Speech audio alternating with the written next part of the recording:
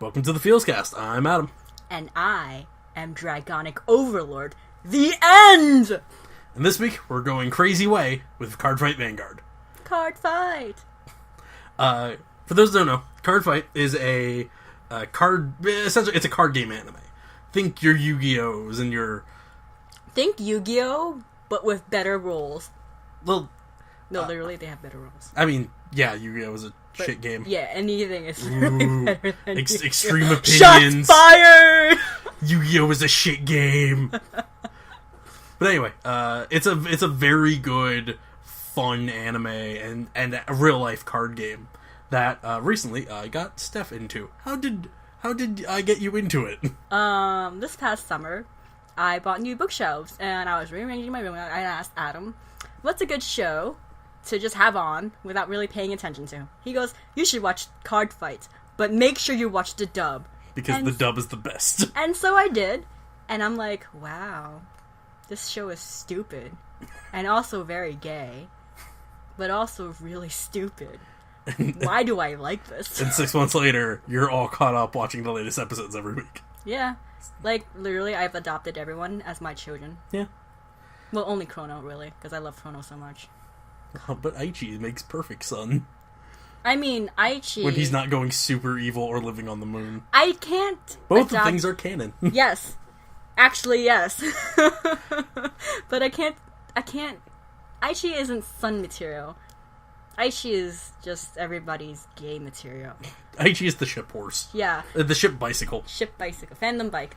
I don't know why I always say horse. I don't know. It's not the right term. Well, cause, I don't know. You ride both the things. Yeah. So, Cardfight Vanguard follows a bunch of people who play the game. It mainly, the first couple seasons follow Aichi Sendo, a newer player to the game. He's inexperienced, but he's learning quickly. It's very realistic at first, because it's about kids playing the game, kids entering tournaments. The whole big plot of the first season revolves around nationals, which real card games have. Like, yeah, they have like a prelims and then like championships. Like Magic the Gathering has that. That exists in the real world. I'm pretty sure so does Pokemon. Pokemon is essentially just Magic the Gathering. Is it? I don't know. That's the joke. Okay. Anyway, but as the show progresses, every season eventually has a point where it goes full on magical realism. And it gets crazy way. It gets very crazy way. Like the first season, the heart of the cards starts possessing some of the main characters. Oh my god, the fucking heart of the cards. What the hell did it call it? Psyqualia. That was a dumbass name. Yes, it was. Literally, it's the same exact thing as in Yu-Gi-Oh! Heart of the Cards. Where Except it's like, it's evil. It's like, I believe in my deck and my friends, and I'm going to rip the best card off the top and win every time. Except, it's evil, yeah. And they have like, to... it makes you do bad things. They have to, like knock that blow shit up a building. out. Holy shit, that happened. God, this show is dumb. But that's just the first season. The first season is Aichi literally going to the dark side and coming back thanks to friendship and card games. But everything is also Kai's fault. Fucking Kai. Toshigi Kai! Kai is one of the other main characters. He is Aichi's boyfriend. He's I kind of want to call him the Kaiba of the series if you're looking for a one-to-one parallel to Yu-Gi-Oh! But instead of being rich, he sleeps on benches all the time. Yeah, like... He's kind of homeless. We literally thought he was homeless for, we don't see his house until the 4th season. Yeah. We don't... Everyone else we see a house for, or at least a place they could live. Yeah, or at least someplace they're sleeping Kai sleeps on benches every episode. We only see him sleeping on benches during his off hours. If he wasn't, like, traveling the world, training to become the best card fighter ever, he's sleeping on a fucking bench. Tangent. I like in the latest episodes, he was on a bench. He was on a bench in, like, France or somewhere. He was in France! And I was just like, oh, is that where he's sleeping? He's sleeping right by the Eiffel Tower on a bench. So, yeah, he's one of the other main characters. He's the best player that everyone kind of has to, like, live up to, even though he loses, like, 90% of the time. Actually, no, he doesn't. I actually ran a statistic. You read the stats? Yeah, I did. It looks like he loses a lot. He lost a lot during the Link Joker? Link Joker arc. Well, he won a lot that arc, too. Exactly, so Yeah. it kind of canceled a lot. Oh, yeah, so good point. It's more likely flopped the other way. He wins 90% of the times, and about 10% he loses. Yeah. So, well, he's kind of... I like how surprised you were that I ran the stats. Who runs the stats on Cardfight? Fucking me! Anyway. So the first season is like, is Aichi willing to live up to Kai's, like... His expectations, Yeah. and want to be playing on equal grounds with him. And then being just like, no, I can't. Now I have to take performance-enhancing drugs, by which I mean the heart of the cards. And here's what I mean by everything is Kai's fault. Because Kai is such an asshole, and he's always, like, pushing Aichi away because he's trying to save his other ex-boyfriend, Ren, who is also possessed by Psyqualia, who also wanted to get stronger because fucking Kai! Fucking Kai! Yeah, Ren is the main villain of the first season. Kai's ex-best friend, who went full Psyqualia evil. Ren is the best character, though, because he's an airhead. He's the best space cadet. When he's not being evil and, like, dramatic, he's not knowing how doors work, and eating everything in sight, and, like, playing really shitty decks, and going, this is the best! He's...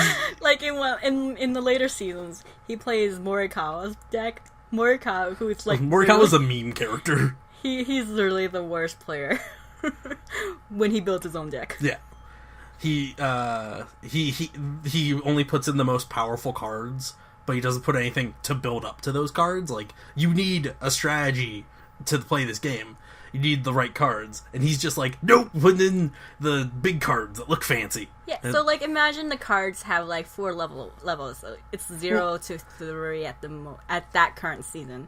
Morikawa only wants level 3 cards. Level 4 cards. Level 3. Level 3. Well, 0 is, like, technically... Yeah. Yeah. Well, a good example in Magic would be there are cards that cost 8-10 mana to play, right? They are expensive to play, but you need cards to build up to playing them, or else you're waiting 10 turns and then you die. Or in Pokemon terms, he makes a deck with only 10 drops. Or in Pokemon terms, he only has the 3rd evolutions of every Pokemon. Yeah. He doesn't have any starters or basics.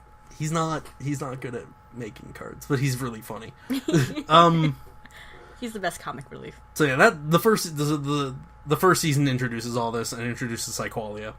The second season is really fun because it literally starts with everyone forgetting the main character's set of cards. Like, oh yeah, like everybody's main clan. Yeah, so at least the main 3. Right, like the Dark Paladins, Royal Paladins, and whatever the hell Kai's is.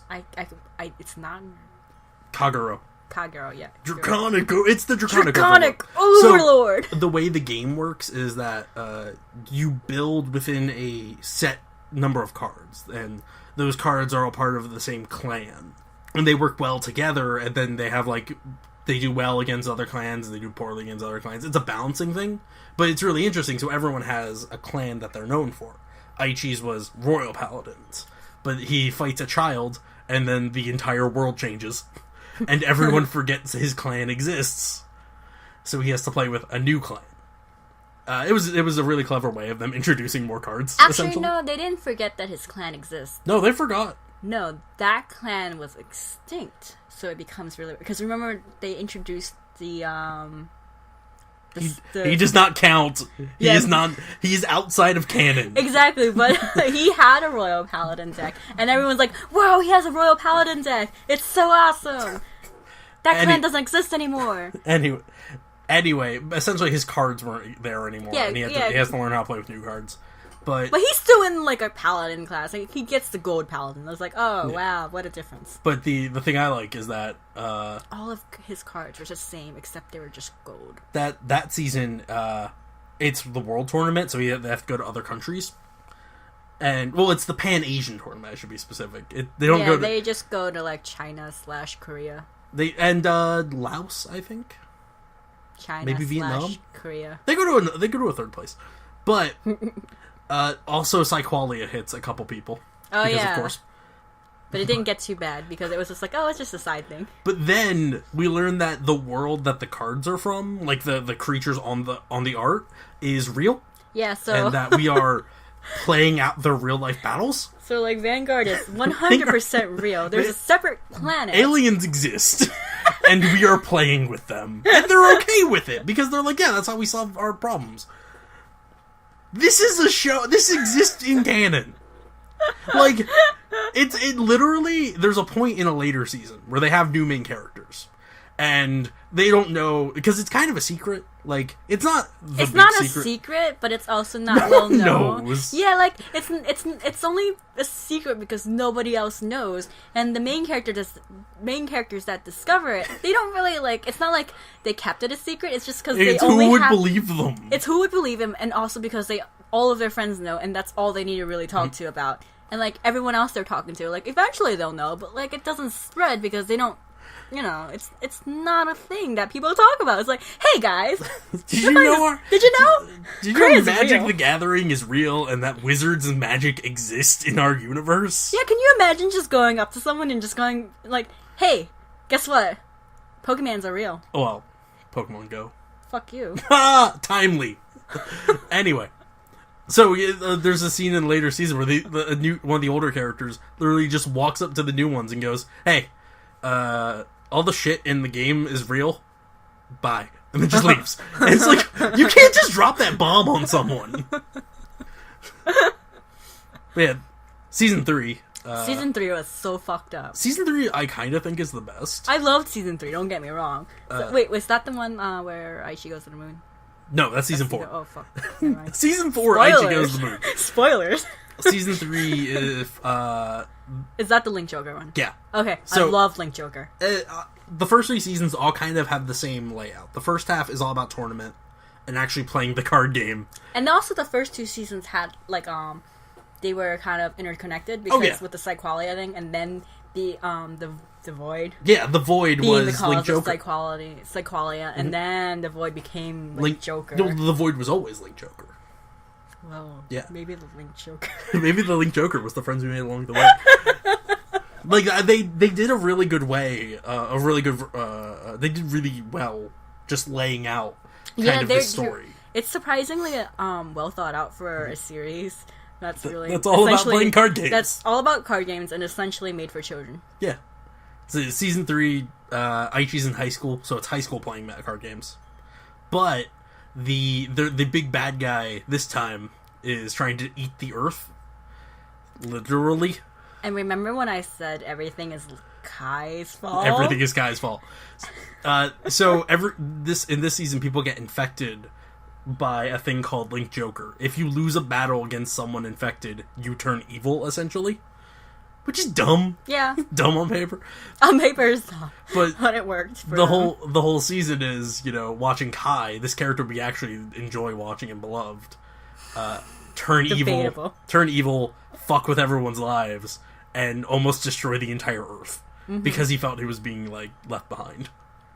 Because he was jealous of his boyfriends. Jealous of his ex-boyfriends. Aichi and Ren, when they're battling up there in their high school tournament, he was just like, oh man, it should be me over there. He secretly just wanted a freaking threesome. Yeah. And he threw a hissy fit and got possessed by Link Joker, and now he's just like, yeah, since I can't be in a threesome, no one else can, so I'm gonna just turn all y'all evil.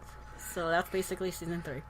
Season 3, my favorite part is that the final battle happens on the top of a building with a giant halo of, antimatter just crumbling, and it's the most overdramatic shit. And then everyone on the ground is watching, but they can't actually see the fight. Because there's no, one of the things I like about the show is, in Yu-Gi-Oh!, you know how they have the wrist thing? The arm guard that allows them to play. And that's ubiquitous to the series now. In Cardfight, they don't have that. When you see them playing the game, 90% of the time, it's all in their imaginations. The monsters fighting each other. They have, 3D graphic stuff that they can do, but that's only reserved for tournaments and exactly. special buildings. And that one gang who owns one for some reason. That's really dangerous for some reason, because you gotta wear a glove. That was my favorite 3D thing they've ever done in that show. And that made no sense. I know. But so It's basically a game taking place entirely in the imaginations of the characters. On the ground, everyone's just kind of looking up at the building going, huh. Aichi's not dead yet, probably. Let's assume that. Let's assume he's still alive up there, probably, and not tossed off the building because Kai's insane And now. then the building's also falling, I think. Maybe that happens? That I might don't. be... No, I think the building is intact because they were fighting on top of Ren's building, Yeah. right? Yeah, it's still intact, man. Also, Ren is 14 years old and owns a major corporation. Fucking And Ren! yet he's not the Kaiba. No! What is he more like? He's more like Duke Devlin. He's more like Joey. Oh No, my he's God. more like Duke Devlin. like you said it, and I was gonna make the joke of Joey, but then you said what he actually is first. I can't top that. No one can talk to. I mean, I assure you, lots of people top Duke Devlin. I mean, yes. Anyway, so that's season 3.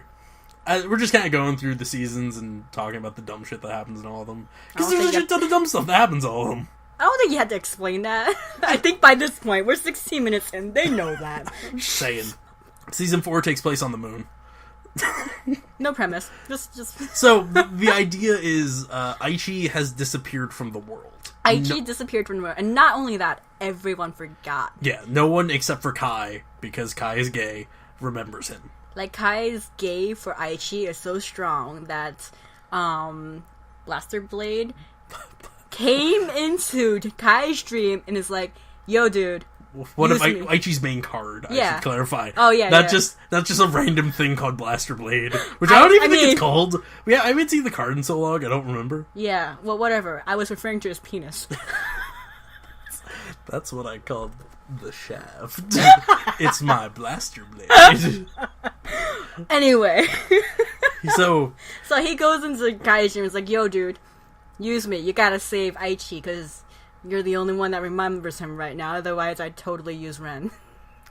except Ren does remember. He does! This is me just pointing out a plot point. This doesn't actually matter. Yeah. But the whole plot is Kai now has to find Aichi and find people who remember him. And eventually, they have to go to the fucking moon. Yeah, that's the thing. They go to outer space. They have, like, this special little sanctuary thing there that's created so from... I don't know what it was created from. they never explain it. Yeah. I think, okay, there is a movie, and I haven't seen the movie. I'm fully admitting that I haven't seen the movie yet. I haven't either. I don't know if they subbed it. I forget when it takes place, but I think it takes place between, before season 4. But it was made after season 4. It's made for season 5, but it takes place before season 4. But the whole point is, Aichi goes to the fucking moon. Yeah, and he's sealed. He sealed himself in the moon, so he's, like, sleeping forever. The reason he did this is because he absorbed all of the bad juju of the earth that nearly made it eaten. And now he has to, like, I have to hold this burden. Because Aichi is literally Jesus. Yeah. Fucking martyr. He kind of is. That's Aichi's character. He's just like, I have to sacrifice. Aichi's the type of character who would just, like, run into a fire. What, my friend is there? My friend is there! My boyfriend! Oh, one of my many boyfriends. This And includes Corin. also the one girlfriend. She's a boyfriend. She's totally top husbando. she is top husbando. So yeah, that season just that season's kind of the finale of the first of Cardfight Aichi's Vanguard. League, yeah. Because it ends with them Aichi's growing up reign. and going like to college. I think doesn't Kai go to like Cardfight College or something? No, not Kai. No, Kai goes to college. Does he? I think so. No. I think he goes to college in Europe. No. Because I think he plays for a college team. Team Caesar goes to college. No, but Team Caesar goes to college Within the show, yeah. Laos, I think, or something. No, in Singapore. Singapore, you're right. I don't know, like, you're in Singapore where they have a Cardfight specific school. Yeah. God damn, the show is dumb. Yeah. And yet, it's still more realistic than the Yu-Gi-Oh world. Well, because Yu-Gi-Oh's... Because everyone in Yu-Gi-Oh plays Yu-Gi-Oh. He plays Duel Monsters. There are people in Cardfight who don't play it. Yeah. It's a popular game, but there are people who are just like, it's not for me, or, I've never played it. Yeah. I like how in like every season that they start, they introduce the game again to a completely newbie character. And I appreciate that. That kind of implies that you can kind of pick it up during that season, kind of watch it through and be like, oh, yeah, I can get into this. It's like the first episode every season, they teach you how to play. They give you all the basics, all the phases of the game, what the cards do, and then it's off to the races, you know, triple pull 3 radical things. They usually also introduce a new concept of the game during this teaching game that they do. Because the game in real life is evolving, and this is essentially just an advertisement for it. Basically, yeah. So I've actually played the game. I've actually played the real life card game, and I enjoy it a lot because all you essentially need is a deck, and the cards work for everything that you need. It's your life, it's your, playmat, it's everything, and it's a really well designed game. I liked it. There's no real headachy math that's involved in there. Yeah. There's some math, but it's not hard. Once you realize that you can just chop off the last 3 zeros to everything, it gets really easy. Yeah, exactly. Because all the attacks are in the 5,000s and stuff. So it's just when you're looking at it, it's like, shit, I gotta do this real fast or else they're gonna think I'm stupid. I gotta do a ton of math. But then it's just oh no, I just got 5 to 4. Fuck, I'm dumb. Right? I literally have had that revelation in tournaments. I was playing against a kid and I'm just like, wait, fuck, 9. I attack for 9. You mean 9,000? Yeah, 9. This game's dumb. This game's bullshit. He got 3 triggers in a row and killed me. That doesn't happen in real life. That happens in real life, I assure you. No, it doesn't. I assure you it's happened to me. That's fake. That's a myth. I don't believe it. Don't believe 2 triggers. But yeah, it's season 5 on is a whole new, it's called the G series now. Wait, did we finish talking about season 4? It ends in the moon. Kai going to college. Oh, and also Link Joker isn't evil anymore. Oh yeah, they introduce I think the whole thing with season 4 was just so they can incorporate Link Joker as a new clan that they can sell. They did that in season 3. They did, but at the same time in season 3 it's kind of Link Joker is this unbeatable thing. They made it too powerful, so they introduced weaker cards. Yeah. That's all they did. Yeah. They were like, oh shit, we literally made it so there's an alt-win con in our game that has only one win condition. Yeah, because literally nobody could have won against Link Joker in season 3. Except for Aichi. He lost to him at first. Yeah, he got better. He only had 2 fights. He literally only has 3 fights against Link Joker clans, and he loses one of them. Yeah.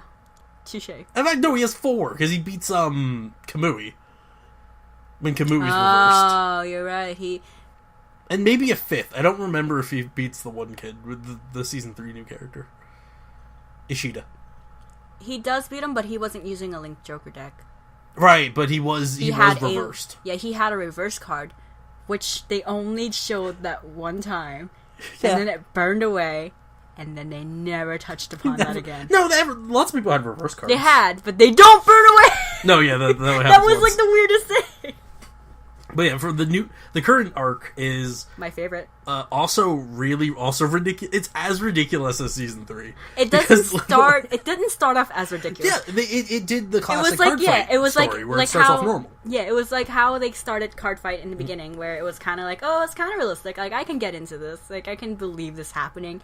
And now they have to go to space. There is a weird space station. They have to go there and free the monsters from the planet where the Cardfight people people are summoning them into existence with their imaginations. They're going with their fucking mind. They're going to steal all the good luck that planet has and bring it to Earth.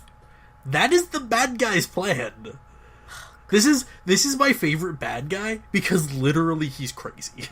like all the other bad guys before this are kind of natural forces and stuff. You can't you fight against them. They're all crazy. Yeah, that's the thing. But this guy is insane. This guy is like, I want to save the Earth by making everyone happy with Cardfight by destroying the thing Cardfight's based off of. If you think about this. Thinking about this, this wouldn't work because once you destroy that planet, it's just fuck me. Cardfight does not exist anymore. What happens? Do they not get any new cards? We don't know about the production of Cardfight at this Yeah, how does this... That brings to mind, like, how did Cardfight exist? How did it happen? Who did this? This isn't like Pegasus going to Egypt and, like, stealing something from ancient deviant art. Yeah, this is... I'm 85% sure that's a Yu-Gi-Oh! Bridge joke. So credits to Lil Greba for that. But yeah, like, what... How did this exist, first of all? Second of all, I think I brought this up in our chat one day. Like, they introduced the stride generation thing. Yeah, it's literally in Chrono's time frame. It's a new mechanic for the most recent series, which takes place a decent couple years after the season 4. Because Kai and everyone are like 20. They're like in their mid-20s, traveling the Earth, playing card 20. games. They're all 20, really? I thought they were in their mid-20s. Damn it! Yeah, they are far younger than I thought they were. Yeah, him and because they all know him and Ibuki are like all like around the same age. And Kamui is still in high school. Yeah, so they're all like 20-ish, and Kamui is like 17 probably. Mm-hmm. So where was I going with this? The giant plot hole they revealed like 2 episodes ago. Yes. So they introduced Chrono, the main character's father, who's missing / presumed dead. He's only in like Egypt. Yeah, but now he's alive. And also in Egypt. Yeah. So they were doing a flashback episode where Chrono's dad and his team were card fighting, and they did like fucking the stride generation shit. I'm just like, like this is supposed to take place before the first season. Yeah, like over 10 years ago. This just got introduced. What the fuck, Cardfight? I love how they were like, fuck it, we just want to introduce a couple new cards, and these are the only characters who play those clans. Right. So they had a flashback episode to introduce those clans. But like they didn't have to, because they had Shinplay. Yeah. I know. And those clans were already there. Those monsters were already there. And it's not like Mr. Mark is not a card fighter still. He's a freaking teacher, and he's like the advisor for the high school card fight club. Like, they could just... I know... He's a secret ninja? Secret ninja is the one who wins? I actually really enjoyed it, but it's definitely... They went to, let's introduce the cards more than let's have a consistent story. But it makes it funnier. Yeah, I mean, I enjoy it. I don't think a lot of people will like really nitpick at it. No one cares. Except no one you. really cares. Yeah, I'm just like, but this doesn't make sense. Why? I enjoy the fact that I had like this biggest theory that Chrono's father was trapped in Cray forever. Yeah, I thought that was what they were implying. I thought they were like, too. He's alive, but they all thought he was dead, and then a bunch of people were keeping it from the main character that he's alive. So I thought, maybe he's trapped on Cray, the planet of Cardfight Vanguard, and just like, we have no way of knowing if he's dead or alive. Just we're pretty sure he's alive because last time we saw him, he was alive. No, he's just in the fucking desert. Yeah, he's in like Egypt. He's like in BFE somewhere. He's feeding his life force to this monster that Chrono pulled from Cray when he was 5. You realize how stupid and insane this all sounds? I know! We sound like crazy people! Yeah. We are crazy people. Yeah. Like, we watch Cardfight. Like, let's be honest here. But yeah, Cardfight is amazing. I really like it. It's surprisingly good. Yeah. Like, if you guys just want, like, a chill show to start out with, watch Cardfight for, like, the first season. If you really want to get into it, continue watching Cardfight. If you don't want to get sucked into the abyss, stop at season 1. That's some advice from me. It's available free and legally on YouTube. At the dubbed, and it's actually also available on Crunchyroll. All of them is on Crunchyroll. But that's just the sub. They don't have the dub. The dub is totally worth watching. Oh, because definitely. It's so good and it's really self-aware. And they redo the openings for a couple seasons. Oh yeah, in English, and it's good. It's like 90s best. Oh, it's so good. Watch it for the openings alone. It's so good. Cardfight has some really good openings, though. Oh yeah, it's just good fun music. I like their current ones because their current two that I like. It's really over dramatic, but in like a good way.